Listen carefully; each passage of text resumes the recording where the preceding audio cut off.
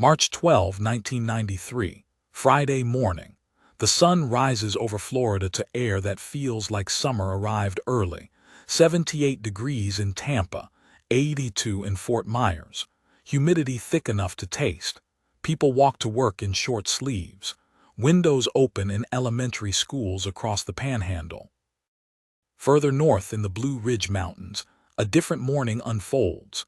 Towns like Boone, North Carolina wake to temperatures in the mid-40s. Gray clouds hang low. The air carries that particular weight that comes before weather changes. Hardware stores see a few customers stocking up on rock salt and batteries, nothing unusual for mid-March in Appalachia. In New England, frost still clings to car windshields at dawn. Boston records 34 degrees. The cold feels ordinary, expected. It's March. It's New England. This is what March does. But beneath this ordinary Friday, something moves. Barometric pressure begins falling across the Gulf Coast, not gradually, rapidly. Weather stations in Louisiana record drops that make forecasters lean closer to their screens. The numbers shouldn't move this fast. Moisture from the Gulf of Mexico begins pushing north, warm air laden with water surging inland. At the same time, far to the north, Arctic air begins sliding south. The jet stream, that river of wind that normally flows west to east across the continent, begins doing something it rarely does. It dips, sharply, abnormally, creating a pathway for cold air to plunge deep into the south. By Friday afternoon, meteorologists at the National Weather Service stare at computer models showing something they've never quite seen before. A storm forming in the Gulf. A massive low-pressure system. But the projected path, the intensity, the speed of development. The models keep redrawing themselves, each run more extreme than the last. The sky knows before people do. Across multiple states from Florida to Maine, the light changes. That particular quality of air before major weather. Pressure dropping so fast some people feel it in their ears, their sinuses, their bones. Birds go quiet. The wind picks up, then stops entirely. That eerie stillness that makes people look up from whatever they're doing and wonder. Friday evening, families sit down to dinner. The local news mentions a storm system developing. Forecasters use words like significant and major winter weather event. In Florida, people change the channel. In the mountains, people nod and figure they'll see some snow. In New England, people have heard storm warnings before. But this one is different. This one will become the largest storm system to affect the eastern United States in recorded history. A superstorm that will stretch from Cuba to Canada, from the Gulf Coast to the Atlantic, bringing winter to places that shouldn't see winter and burying the north under snow measured not in inches, but in feet. The country doesn't know it yet, but Friday, March 12, 1993, is the last normal day the East Coast will see for a week. Weather doesn't just happen, it builds. It requires ingredients, conditions, the right arrangement of air and water and heat. The Gulf of Mexico in early March holds warmth. Surface water temperatures hover around 70 degrees. Air above that water absorbs moisture, becomes heavy with it. That air wants to rise, wants to move. On March 12, it does.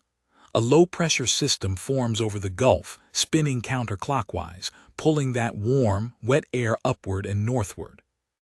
At the same time, 2,000 miles to the north, Arctic air sits over Canada. Cold air, dense and heavy, pushing south. The jet stream, that permanent river of high-altitude wind that circles the northern hemisphere, normally keeps this cold air contained. But on March 12, the jet stream buckles. It bends. It creates a deep trough that allows Arctic air to spill southward like water finding a crack. These two air masses rush toward each other. The warm Gulf air rising and expanding. The Arctic air sinking and compressing. When they meet, the temperature difference is extreme. 40 degrees, 50 degrees. In some locations, nearly 60 degrees of difference across just a few miles. That temperature gradient creates wind, violent, sustained wind. The low-pressure system over the Gulf begins to deepen, Pressure inside the storm drops. 996 millibars, 988 millibars, 980 millibars, falling faster than forecasters expect. The storm doesn't just intensify, it explodes. Meteorologists have a term for this: bombogenesis, a bomb cyclone. When pressure drops more than 24 millibars in 24 hours, the storm earns that name. This storm drops more than that, much more. It becomes one of the most intense non-tropical cyclones ever recorded in the Gulf of Mexico. The 1990s offered forecasters tools previous generations never had. Satellite imagery updated every 30 minutes. Doppler radar systems spread across the country. Computer models that could process atmospheric data and project storm tracks. The National Weather Service had been tracking this system since March 11. They knew a storm was coming. But the models kept changing. Friday morning's forecast showed a significant winter storm affecting the southeast. Friday afternoon's forecast expanded the warning area northward. Friday evening's forecast began using words like crippling and historic. The models couldn't settle on a single track because the storm itself was evolving faster than the models could calculate. By Friday night, forecasters knew they were watching something rare. The storm had multiple centers of circulation. It drew moisture not just from the Gulf but from the Atlantic. It had tropical characteristics and Arctic characteristics simultaneously. It didn't behave like a winter storm or a hurricane or a nor'easter. It behaved like all three. The energy driving this system came from temperature differences, from the clash of fundamentally incompatible air masses forced together by atmospheric patterns. The storm fed on contrast, and on March 12, 1993, that contrast was as sharp as it gets. The engine of the Superstorm, invisible to everyone on the ground, had begun to run, and it wouldn't stop for 3 days. Brad Sims drove a truck for a living, long-haul routes mostly. On March 12, 1993, he was driving north on Interstate 75, hauling automotive parts from Tampa to Cincinnati. He'd made this run dozens of times, knew every rest stop, every truck-friendly diner, every stretch of highway where Georgia State Troopers liked to sit. He left Tampa around noon, 76 degrees sunny. He wore a t-shirt. The truck's air conditioning ran full blast. He figured he'd make it to Macon by early evening, grab dinner, push through to Chattanooga before stopping for the night. Routine.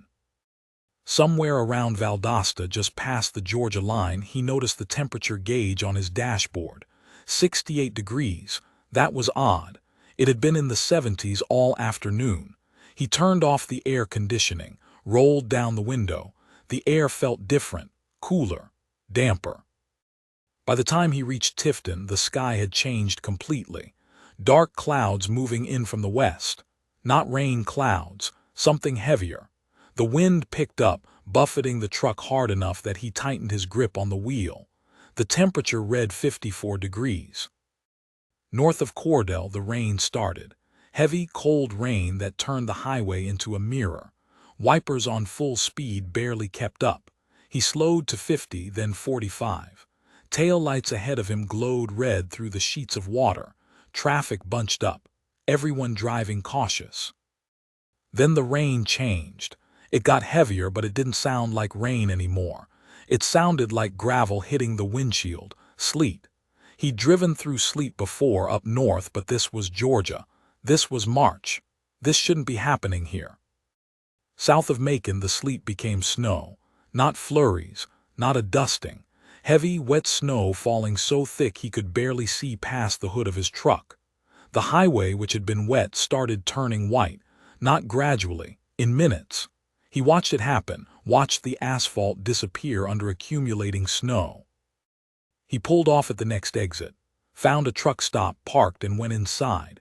The place was packed, drivers standing at windows watching the snow fall. The television above the counter showed weather maps. The entire southeast covered in storm warnings. A meteorologist talking fast, using words like unprecedented and extremely dangerous. Brad called his dispatcher, told them he was stopping for the night. The dispatcher said that was smart, said half the drivers heading north had already pulled over, said Interstate 75 was about to close, possibly for days. He slept in the cab that night, or tried to. The wind shook the truck, not gusts, sustained wind that made the whole vehicle rock. Snow accumulated on the windshield, on the hood, piling up fast enough that he could see it growing. Every hour he'd start the engine, run the wipers, clear the glass, then watch it cover again in minutes. By morning, the truck stop parking lot was buried. Snow passed the wheel wells. Other trucks looked like white mounds, the highway invisible. Brad had seen snow before. He'd driven through blizzards in Minnesota, whiteouts in Wyoming. But he'd never seen snow like this in Georgia, had never imagined it was possible. He stayed there for 3 days. The truck stop became a shelter. 50 drivers, a handful of stranded families, the truck stop staff who couldn't leave even if they'd wanted to. They shared food, rationed coffee, played cards under fluorescent lights while outside the world turned completely white. When the plows finally came through on Monday, Brad followed them north. The highway looked like a tunnel carved through walls of snow. Trees bent double under the weight, power lines down, abandoned cars half buried in drifts. It took him 6 hours to reach Chattanooga, a drive that normally took 2. He told reporters later that the strangest part wasn't the snow. It was how fast it came, how the world changed in the space of an hour, how something that shouldn't happen just did, and there was no preparing for it, no warning that mattered. You could only find a safe place and wait it out. Saturday morning, March 13, the storm makes landfall. In Florida, snow begins falling in the Panhandle, light at first, then heavier.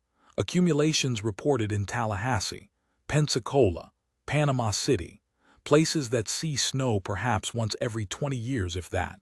Forecasters struggle to explain it to residents who have never owned snow shovels, never seen an inch of accumulation in their lives.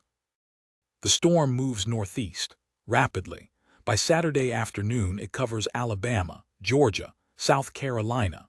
The Carolinas see snowfall rates of 2 to 3 inches per hour. Thunder rumbles inside the snow bands, a phenomenon called thundersnow, so rare that many meteorologists have never witnessed it. Lightning illuminates curtains of falling snow. Highways begin to disappear. Interstate 95, the main artery of the East Coast, becomes impassable in sections. Interstate 75 closes through Georgia. Interstate 85 through the Carolinas shuts down, not from accidents, from sheer accumulation. Snow falls faster than plows can clear it. Drifts build across lanes. Visibility drops to 0. State transportation departments deploy every snowplow they have, but southern states don't own many plows. Georgia has perhaps 100 for the entire state. South Carolina has fewer. The equipment is designed for occasional ice storms, not blizzards. Plow drivers work through the day and night, clearing a road only to have it buried again within an hour. Stranded vehicles multiply, cars abandoned on highways, trucks jackknifed across multiple lanes, people walking away from their vehicles, seeking shelter anywhere they can find it. National Guard units mobilize, but even military vehicles struggle in the conditions. Humvees get stuck. Transport trucks can't move. The storm doesn't pause. Saturday night, it slams into the Appalachians. Mountain towns see snowfall rates of 4 inches per hour. Mount Mitchell, North Carolina, records 56 inches. Mount LeConte, Tennessee, measures 60 inches, but those are mountain peaks. The storm buries valleys too. Boone, North Carolina, gets 36 inches. Gatlinburg, Tennessee, sees 2 feet. These are towns with infrastructure, with snow removal equipment, with populations accustomed to winter weather. It doesn't matter. The snow is too much, too fast. Roofs begin to collapse. The weight of wet, heavy snow exceeds building design limits. Warehouses crumple. Barns cave in. Residential roofs sag, crack, fail. Families hear their houses groaning, timbers bending under loads they were never meant to carry. Power fails, not in isolated areas across entire regions. Wind gusts exceeding 70 miles per hour snap power poles. Ice-laden trees fall onto transmission lines. Substations fail. The grid cascades. By Sunday morning, 3 million people are without electricity. By Sunday evening, that number reaches 4 million. The storm pushes into the mid-Atlantic. Pennsylvania, New York, New Jersey. These states have infrastructure designed for snow, but they've never seen snow like this. Syracuse, New York records 43 inches. Pittsburgh sees 25. Philadelphia gets 10 inches of snow in just 3 hours Saturday night. Every major airport along the eastern seaboard shuts down. Not delays, complete closures. Runways buried, de-icing equipment overwhelmed. Atlanta, Charlotte, Raleigh-Durham, Washington, Philadelphia, New York, Boston, all closed. More than 3,000 flights canceled. Passengers stranded in terminals that lose power, lose heat, become temporary shelters for thousands. Emergency services collapse under the volume of calls. Fire departments can't reach structure fires. Ambulances can't reach medical emergencies. Police can't respond to accidents. The roads are impassable, even for emergency vehicles. People die at home waiting for help that cannot arrive. Entire towns become cut off. No power, no phone service, landlines down, roads blocked by drifts 10 feet high, 12 feet high, in some mountain locations 20 feet high. Communities that were connected to the world Saturday morning are isolated islands by Sunday. The storm reaches New England on Sunday. Boston, Portland, Burlington, already buried in regular winter snow, they receive another foot, 2 feet. Drifts pile higher than cars, higher than road signs. The ocean responds too, coastal flooding from storm surge, beach erosion, piers destroyed. The combination of snow and coastal flooding creates devastation usually only seen in hurricanes. By Monday morning, March 15, the storm finally begins to weaken. It moves offshore into the Atlantic, still spinning, still powerful, but no longer feeding on the temperature gradient that gave it life. Behind it, the East Coast lies paralyzed. The storm has affected 26 states, from Florida to Maine, from the Gulf Coast to the Atlantic. One storm, 3 days, the largest geographic extent of any winter storm ever recorded in the United States. The infrastructure that connects the East Coast, highways, power grids, airports, communication networks, has stopped functioning. Not damaged, stopped. Buried under snow that fell too fast, driven by wind too strong, covering an area too vast for any response system to handle. Monday, March 15, the sun rises. Along the Gulf Coast, morning light reveals a landscape transformed. Pensacola wakes to 3 inches of snow still on the ground, melting slowly in the returning warmth. Photographs will show palm trees dusted white, beaches covered in snow, scenes that look impossible but are real. Children who have never touched snow build small snowmen before it all melts away. By afternoon, the temperature will reach 60 degrees and the snow will vanish, leaving only mud and memories. In Georgia, the morning is quiet, too quiet. No traffic sounds, no aircraft overhead, just silence broken occasionally by the crack of tree branches snapping under ice. Neighborhoods remain dark, power out. Atlanta, a city of millions, sits still. People emerge from homes carrying shovels, blinking in the bright sunlight reflecting off snow. They begin digging, driveways, sidewalks, paths to nowhere because the roads beyond remain impassable. The Appalachian towns face walls of snow. Literally. Drifts have piled against buildings, against houses, creating barriers 12 feet high. Residents dig tunnels to reach their front doors. They climb out second-story windows to stand on snow that has buried the first floor. The world they knew 3 days ago is gone, replaced by a white wilderness that feels more like the Arctic than North Carolina. Emergency crews begin the work of carving corridors through the drifts. Snowplows borrowed from northern states arrive on trains and trucks. National Guard units from across the country deploy. They don't clear roads, they excavate them. In mountain passes, they find cars completely buried, visible only as vague shapes under 10 feet of snow. Some contain families who survived 3 days inside, running the engine periodically for heat, rationing food, waiting. Others contain people who didn't survive. Rescue teams move through neighborhoods checking houses, knocking on doors, calling out. Some homes don't answer because the occupants have evacuated to shelters. Some don't answer because the occupants are elderly, alone, cold, unable to reach the door. Some don't answer for darker reasons. The death toll begins to emerge. Initially, officials report 50 deaths, then 100, then 200. The final count will reach 318 confirmed deaths directly attributed to the storm.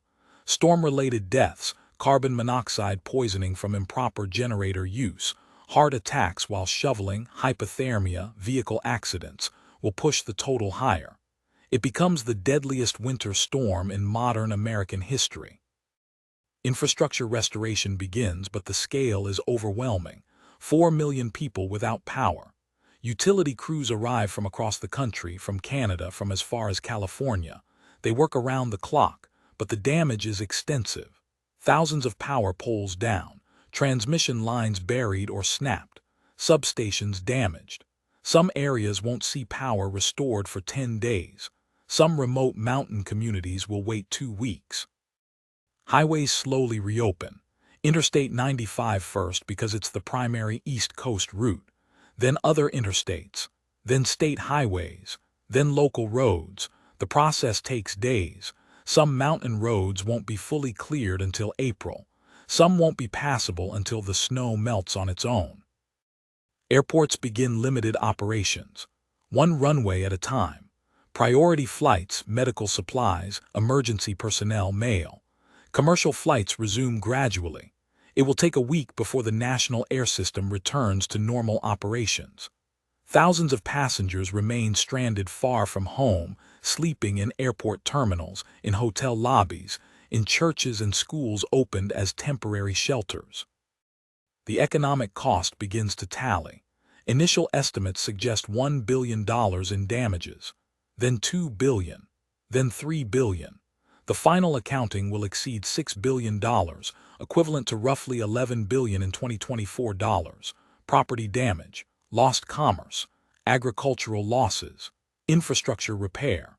The storm has struck during a weekend, limiting business disruption, but it still cripples economic activity across half the country for a week. But numbers don't capture what people remember. They remember waking up Saturday morning to snow falling where snow shouldn't fall. They remember the howl of wind that lasted for 2 days straight. They remember darkness when the power failed, and cold creeping into houses, and gathering the family in one room to share warmth. They remember the silence when the storm finally stopped. They remember what it felt like to realize that all the systems they depend on, electricity, heat, transportation, communication, could just stop. That civilization is more fragile than it appears. That weather, despite all of human technology and preparation, can still overwhelm everything we've built. The storm of the century, meteorologists will call it. The 1993 Superstorm. The no-name storm because it occurred before the national weather.